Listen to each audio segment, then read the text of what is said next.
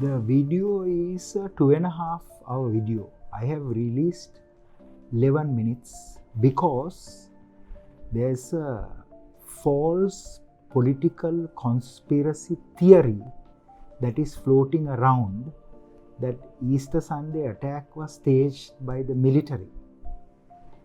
And I don't want anyone to believe that the Sri Lankan military was involved in the Easter Sunday attack, because they were not.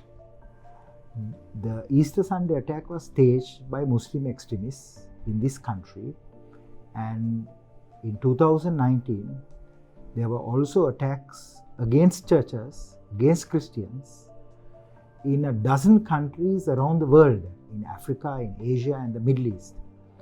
So we will not permit online falsehoods and manipulations. We will also bring another law that will investigate, charge and prosecute and try people who deliberately manufacture false news and populate, because it diminishes the value of this nation, especially of our youth. If the next generation believes in such fabricated news, we will give birth to a very ignorant generation of Sri Lankans. We know who is spreading this information. This is largely spread by the radical Muslim community and by some political activists. And because it impacts on national security, I took that decision. Because if there is such false narratives,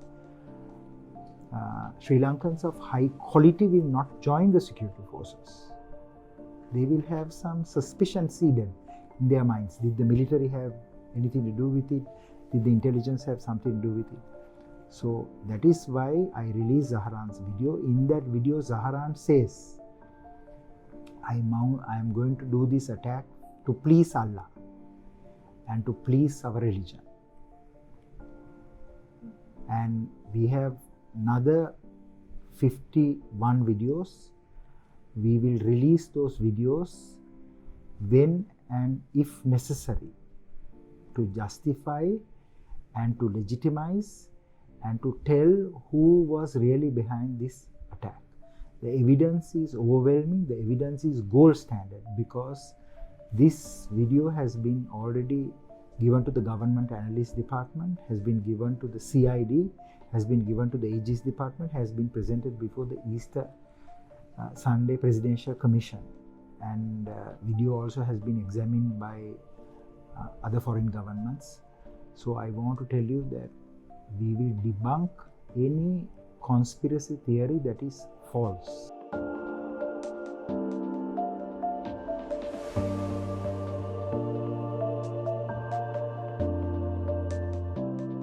The video addresses the key questions that people are asking. One is, people are asking, why did Zaharan attack the churches? Why did Zaharan attack the hotels? So in this video, Zaharan clearly says why he attacked the churches and why he attacked the hotels. He says that Westerners killed Muslims, including Mujahideen, meaning terrorists. The translation of Mujahideen means the fighters of God, in Syria, in a place called Baghuz. And Zaharan also says that there was genocide in Baghuz. It is true, the terrorists were killed. The Americans and the Europeans didn't deliberately target civilians, but civilians did die, as in every wars. And I want to share with you that Zaharan clearly says, I did this to avenge what happened in Baghuz, because Westerners kill Muslims there and they come to Sri Lanka and have a good time, a holiday in the hotels and as tourists. So I wanted Zaharan's own words for people to hear it. Secondly, Zaharan says why he attacked the churches. And in that, Zaharan says that in New Zealand, a man called Brenton Tarrant went and killed a number of Muslims and injured a number of Muslims. In fact, 41 Muslims were killed, 50 Muslims were injured in Linwood and another mosque in Christchurch. Both these mosques were located in Christchurch. Zahran says that he has to seek revenge. So Zahran clearly addresses these key questions that the Christians of this country are asking. The Christians have all the right to ask these questions. In fact, I believe government should have held a press conference every 2 weeks about the investigation and should have kept the cardinal briefed about the investigation, and that didn't happen frequently enough, and that is why there is anger and various theories emerging. I believe that government failed to have a proper communication strategy to clear these doubts. That is why I have taken on this responsibility to release this video. The video was going to be screened in court during the trial, but I have decided as DG to release this video ahead of the trial, because I do not want such conspiracy theories to linger around, because that will damage our national security.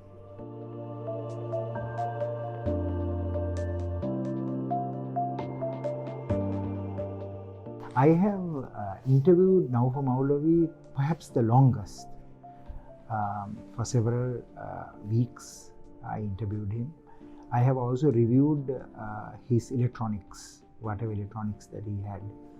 I have read his content. I have also spoken to all his associates. And Naufal Maulavi himself personally told me and told others, and that is reflected in the debriefings, including debriefings done by other foreign governments like the Australians and the Americans. Naufal said that he brought the thumb drive with the Islamic State content from Qatar and gave it to Zahran in the Kathankudi beach. And after that, Zahran moved towards the Islamic State and started to propagate the Islamic State ideology. Zahran's wife, Hadia, whom I also interviewed, said this. Not only that, Zahran's wife, Hadia, said that after Zahran was given this thumb drive by Naufal, Zahran would watch the Islamic State videos of beheadings, of shootings, and of the gruesome, the barbaric killings that was done by the Islamic State in Syria and Iraq. And in fact, Zahran's wife, Hadia, says that I didn't want him to watch this because our children were also influenced by this. He was afraid.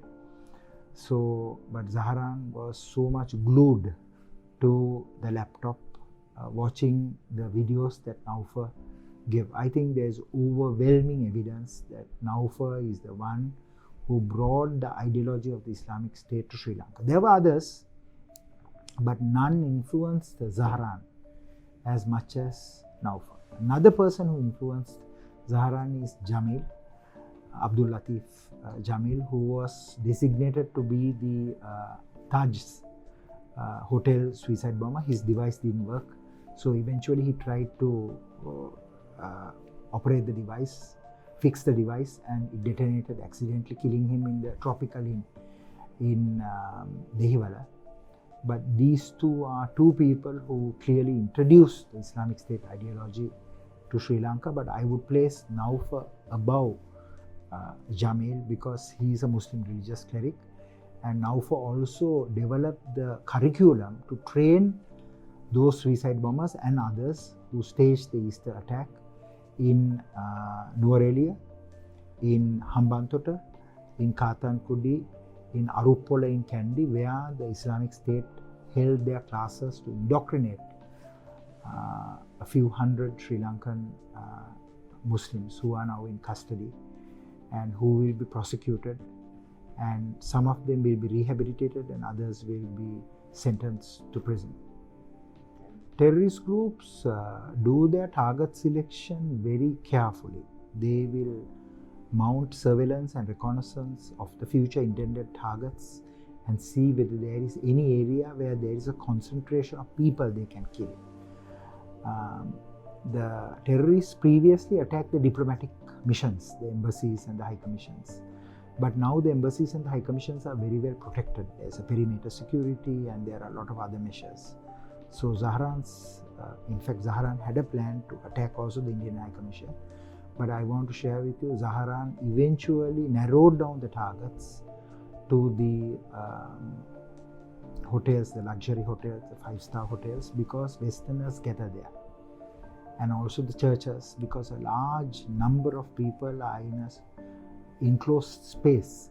So the killing can be done more efficiently. And that is why Zaharan selected these targets. Zaharan himself was there at Shangri-La with a terrorist called Ilham when they attacked Shangri-La, and it is in Shangri-La that they killed a very significant number of Sri Lankans and foreigners, because they want to send the message to the Western nations, look, we will seek revenge from you because of what happened in Baghuz. As I mentioned, Baghuz was the last territorial stronghold of the Islamic State, and after Baghuz was lost, the Islamic State as a structure collapsed. As an organization, as an ideology, they still persist.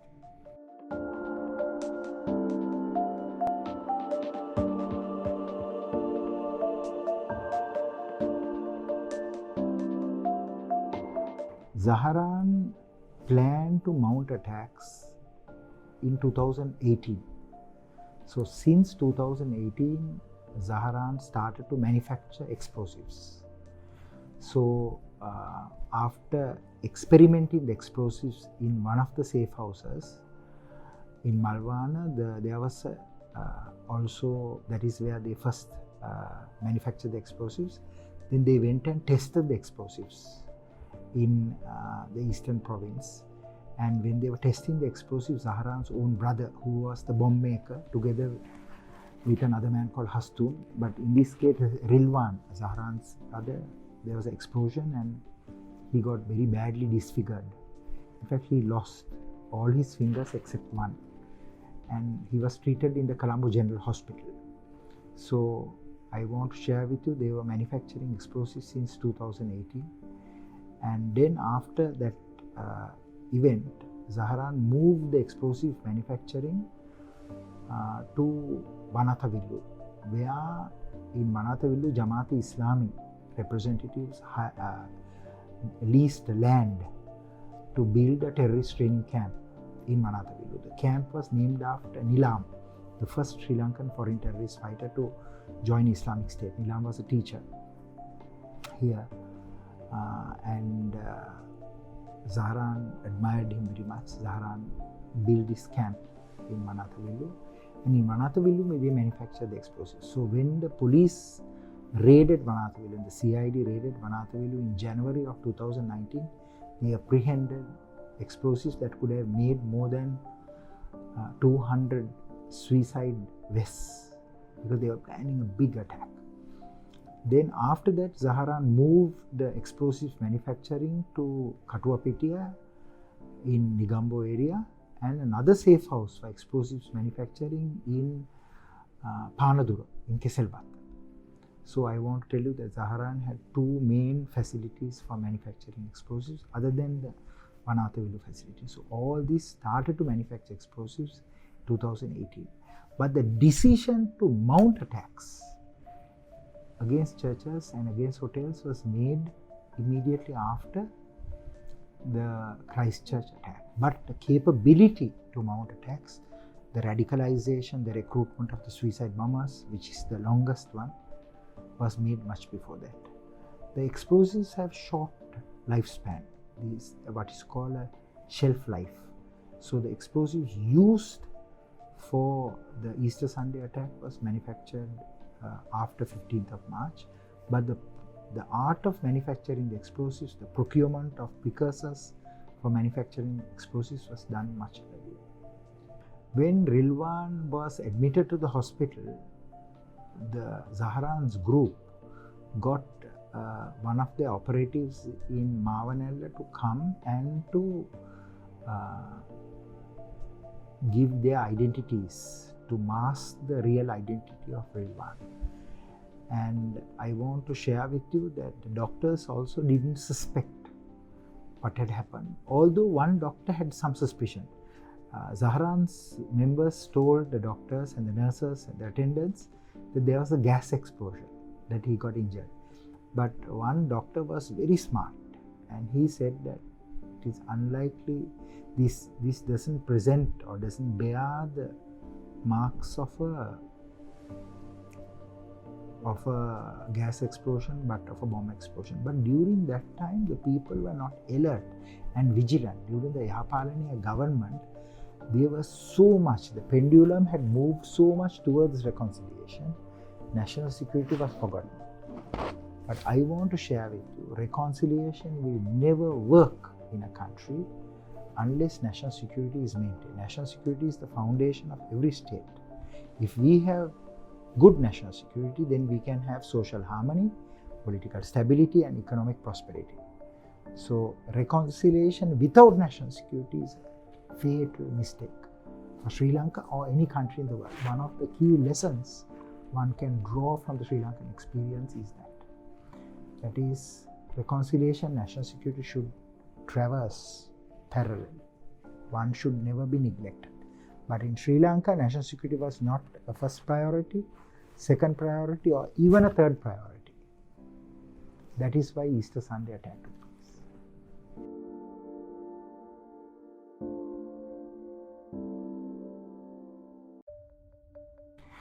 Zaharan's video that I am happy to share with you, that particular clip, Zaharan says the money for manufacturing the explosives and money for this operation is halal. Halal means it is permitted, because according to the religious extremists, they cannot use money from, say from anyone who is a non-Muslim, right? For example, they can't take a donation from a hotel, because some will say by selling alcohol, right? All that is not permitted.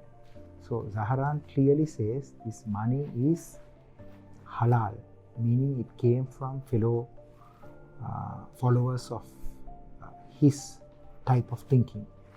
And that is true, because the investigation clearly demonstrates that most of the money for the Easter Sunday attack came from a company called Copper Colossus. And that company was owned by Ibrahim Hajjar. Ibrahim Hajjar is the top spice trader in our country at that time. Both his sons, Ilham and Insaf, became suicide bombers. And they both lived in Mahavir Gardens. And they were both recruited by Jamil, the suicide bomber who exploded in Dehiwala. And Jamil recruited them. After that, Zaharan radicalized them. Jamil's brother Hakim lived opposite the Mahavir Garden residence of Ibrahim Hajjar, where both Ilham and Insaf stayed. I also should share with you that Ilham attacked the Shangri-La and Insaf attacked the Cinnamon Grands. Ilham's wife was Fatima Jeffrey. She is also a suicide bomber. She had a Decalton backpack full of explosives, another 1.5 liter bottle full of explosives. So when the police came just to question her, she was already pregnant, few months pregnant. She got her 3 children, right? And she detonated, killing herself, the 3 children, and the child who was in her belly. So this radicalization had spread quite deeply. That is why we want Muslims, rather than telling that this attack is staged by someone else, by the Americans, by the Israelis, by the Chinese, or by the Indians. Some Muslims are saying that. I watched some Muslim politicians trying to say this is geopolitics. No, this is Muslim radicalization. Every country Salafi Wahhabism went, there has been attacks. Sri Lanka also, Salafi Wahhabism came. The Muslim leaders neglected the religious space. Now it's different. Now ACJ is doing a lot to reverse this trend and bring back local and traditional Islam. So I want to share with you that this attack was funded by those who are influenced by extreme religious ideology, and we have to do a lot more to prevent this from happening again and again and again.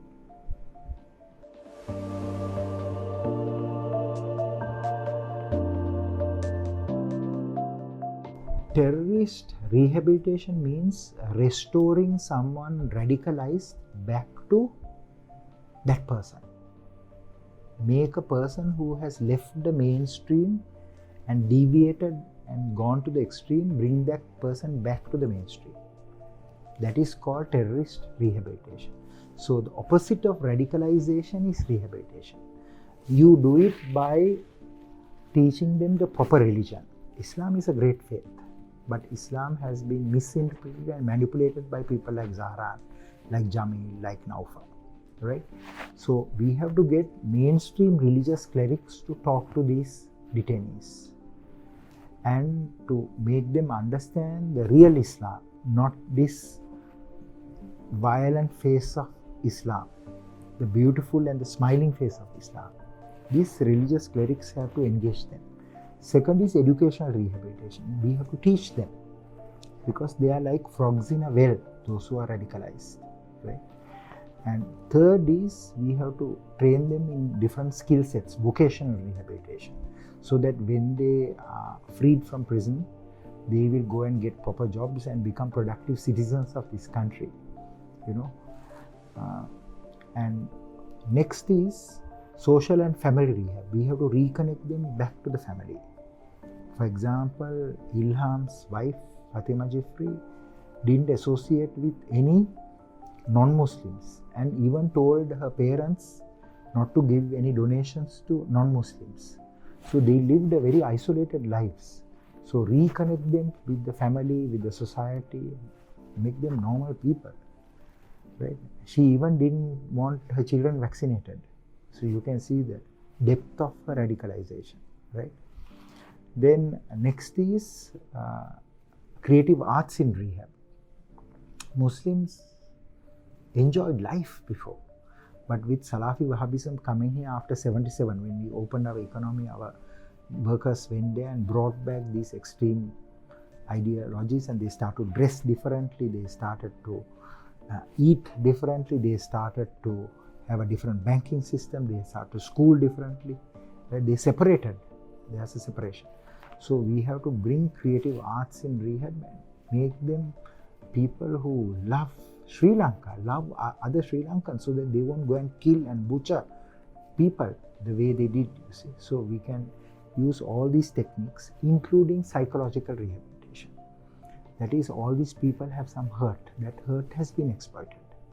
So we have to ensure that these people are properly rehabilitated, and rehabilitation will start once the court decide who is sentenced to prison and who should undergo rehabilitation.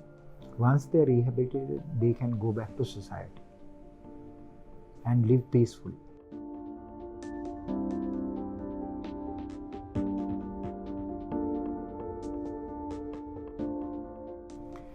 The Easter Sunday attack will not be the last attack by a Muslim extremist group in this country. It was also not the first attack. Before that, 120 homes and businesses, Sufi homes and businesses were attacked in Kathankudi and burnt by the Salafi Wahhabis. But government didn't take appropriate action. Muslim leaders didn't take appropriate action. They took the body of a cleric called Pailwanan and exhumed it and burnt it, right? The Salafi Wahhabism had spread so deeply in Kathankudi, but there was neglect of security by the Muslim leaders and by the government, and that spread. And in Baunatiu, 2 policemen were stabbed. One was stabbed as many as 20 times by Milhan, the head of the military wing of Islamic State. He's also been prosecuted. And not only that, in Mavanal, the Zahran's group, Milhan went and shot Taslim, a Muslim who identified the Vanathavillu facility, right? And not only that, Buddhist images, Hindu images, including Ganesh, Lord Ganesh image, including Christian images, that is Mother Mary statue, were broken by the Zahran's group that was working with the Jamaat-e-Islami people. That is the Jamaat-e-Islami youth wing national organizer Sadiq. He assembled a team of Jamaat-e-Islami youth, radicalized them, and then mounted these attacks. So I want to share with you, there were many attacks before, they were neglected. So I believe that there will be other attacks because we are still seeing some Muslim youth visiting the extremist sites. That means radicalization is continuing. This is one. Number two is the mosques that were preaching Salafi Wahhabism, they have not been closed down. The madrasas that were preaching Salafi Wahhabism, they have not been closed down. So we have to change the syllabus there.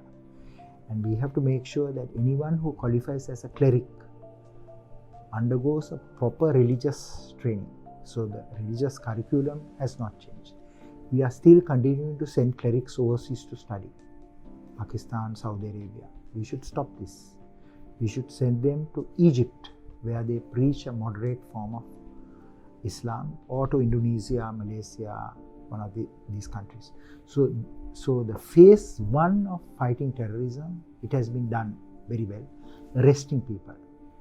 But this problem cannot be resolved by arresting people. You have to reform the religious space, reform the education space, make sure that Muslims study with Sinhalese and with Tamils, make sure there's a proper national education policy. There's no national education policy in this country. We have a separate Sinhalese studying, separate Tamils, separate Muslims. So we are not producing Sri Lankans.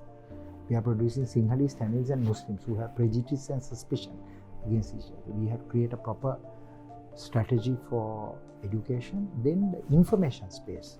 We can't have people insulting another person's religion, another person's ethnicity.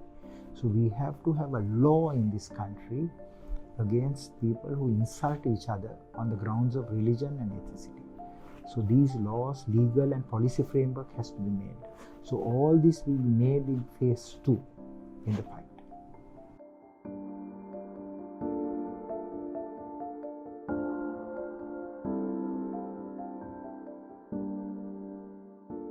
The Prevention of Terrorism Act was created by President Jayawardena. President Jayawardena asked the British government for advice, and it's modeled on the British PTA. Of course, he consulted South Africa and Pakistan and India crafting the PTA. The PTA is old, 1979. The terrorism threat landscape has totally changed. There is no rehabilitation in PTA. See, rehabilitation is done through a gazette, not through main legislation. So it's not in PTA. Cyber is not in PTA. Most of the radicalization in Sri Lanka today is not happening in the physical space, it's happening in cyberspace. Zahran also did a lot of radicalization online. So we have to change the PTA, we have to revise it very significantly. Also, when the PTA is enacted, the LTT didn't do mass killings, mass massacres. LTT did much later the bombings in Peta, in Maradana, in various other places, massacred people in large numbers. But during that, when PTA was crafted, LTT was doing specific attacks against specified persons, politicians, policemen, informants. So PTA is crafted for that, not for mass, for investigating and prosecuting mass killings. So PTA is a dated law, and we have to change the PTA very significantly if we want to fight both the LTT threat, and the LTT is threatening because there are 17 plots by the LTT since May 2009 until now. Other than the LTT, we have to fight the Islamic State, and there are other threats that are coming, especially after Taliban has come to capture power in Afghanistan August 15, 2021. So Al-Qaeda is also a threat in this country. So to build a counterterrorism law against both the remnants of the LTT that are operating overseas, especially in Canada, in the US, in Europe, Australia and New Zealand, where they're exploiting the freedoms and reorganizing, we have to have laws against both the LTT remnants and the Muslim extremist groups. So we have to revise the PTA.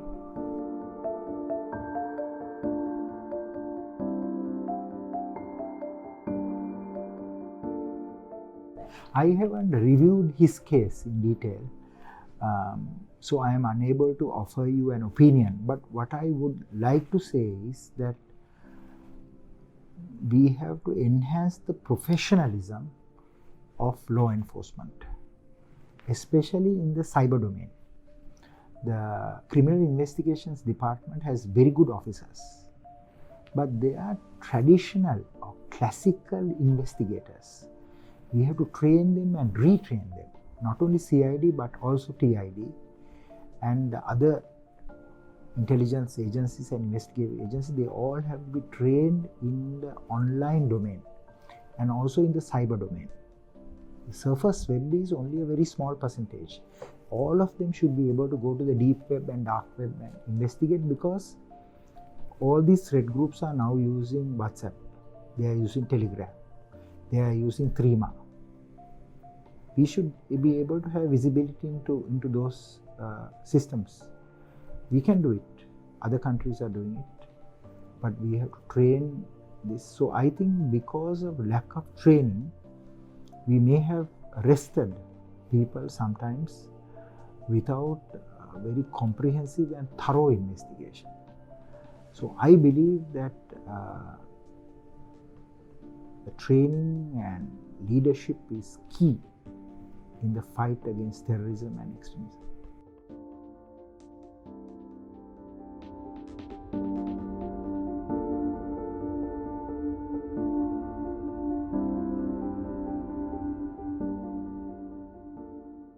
You have asked a very important question. In the Northeast, there was a 30-year war. And during that 30 years, the LTT radicalized a segment of the Tamil community. And that Tamil community, that tiny segment, wants to revive the LTT. So every year we have seen at least 5 events where they are carrying the post of terrorists. For example, the Tilipan Day. Tilipan is the one who fasted to death, and after that the Indian peacekeeping force was attacked by the LTT. Right? Tilipan is being commemorated.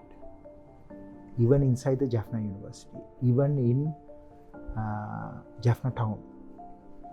This nonsense has to stop.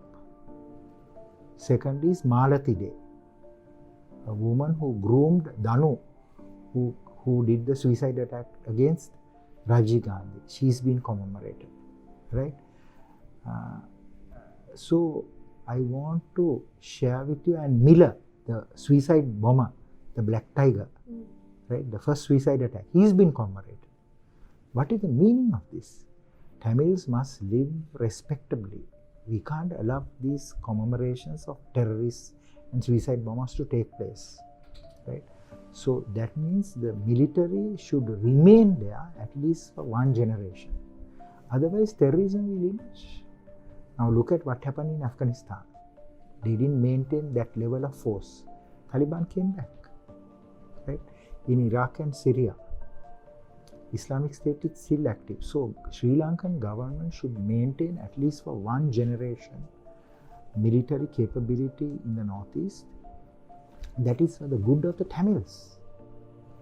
And the Tamil youth should be engaged. Tamil youth should be recruited to the military. I believe that we should have a military that has at least 50% Tamils, the military forces that are deployed there, so that Tamils will take responsibility for the security of the Northeast. But certainly, in 30 years after the end of war, military should not be moved out of the Northeast. If anyone wants a return of the LTT, I will say please call for the military to be withdrawn. Just look at the internationally what is happening, what has happened to other countries. So they should learn an important lesson from what happened in Afghanistan, what happened in Iraq and Syria, what happened in Libya, and keep the military there. Military is providing a huge service for the Tamils. They have built roads, hospitals, schools, brought agriculture, fishery, farming to the Tamil community. It is only a small group of separatists of the TNA and the TNPF that is advocating for removal of the military. But the vast Tamil community want the military to stay there because they know the moment the military is removed, terrorism and extremism will return back.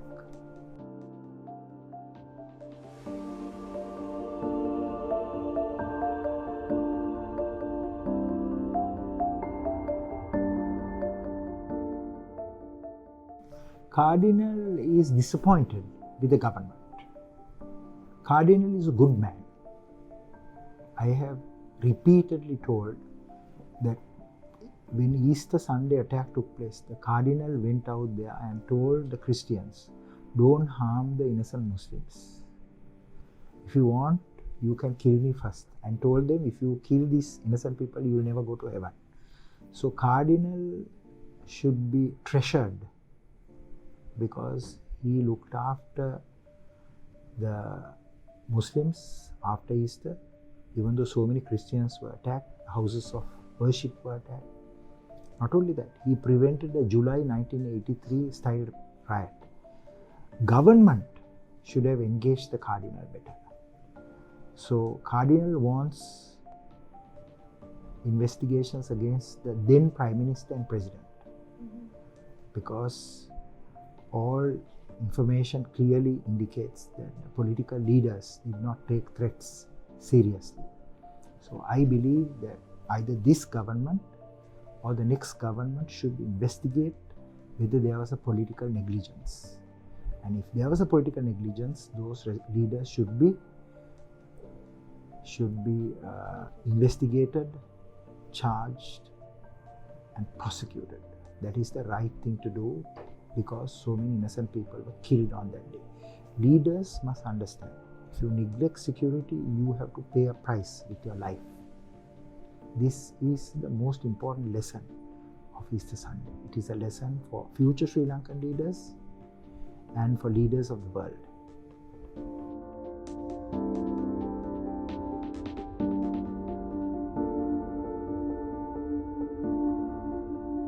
The Easter Sunday trials have started a month ago.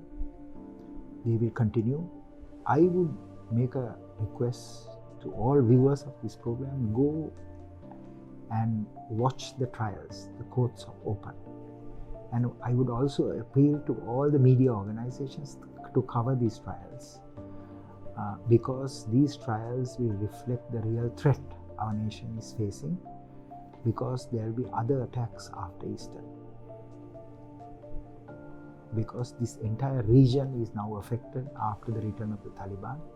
There's very significant radicalization that is going on in India, in Pakistan, in Bangladesh, in Maldives. The terrorists just attacked the water villa in the Maldives and attacked the former president. So Muslim extremism and terrorism will be a feature in this region. So all of us should be educated about this. We should study it and understand it and build the capacities and the capabilities to manage this threat. And we will manage it very well only if we are good and kind to the Muslims. Do not harm innocent Muslims. They are Sri Lankan citizens. We have to look after them, protect them. Attacking the Muslims and speaking ill of the Muslims after an attack is not going to help to restore stability.